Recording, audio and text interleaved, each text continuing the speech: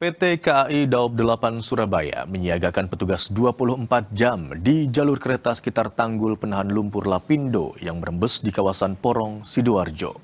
Selain itu, disiapkan pula peralatan dan material sebagai antisipasi bocoran lumpur Lapindo mengenai jalur rel kereta api.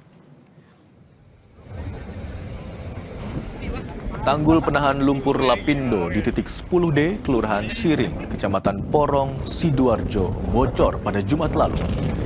Insiden ini sempat membuat air bercampur lumpur mengalir deras hingga mendekati jalur rel kereta api dan jalan raya Porong.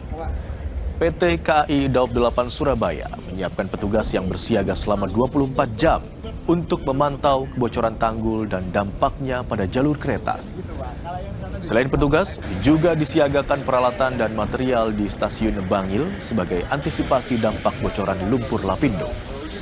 Hingga saat ini, operasional perjalanan kereta yang melalui jalur Porong, Sidoarjo masih normal dan aman.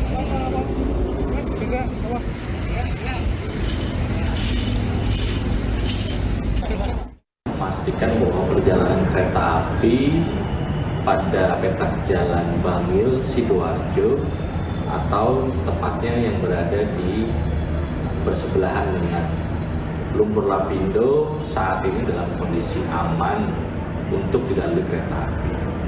PT KAI Daob 8 Surabaya juga terus melakukan koordinasi dengan PPLS untuk memastikan bahwa kondisi jalur rel tersebut yang berada bersebelahan dengan tanggul lumpur Lapindo terus dalam pemantauan kami.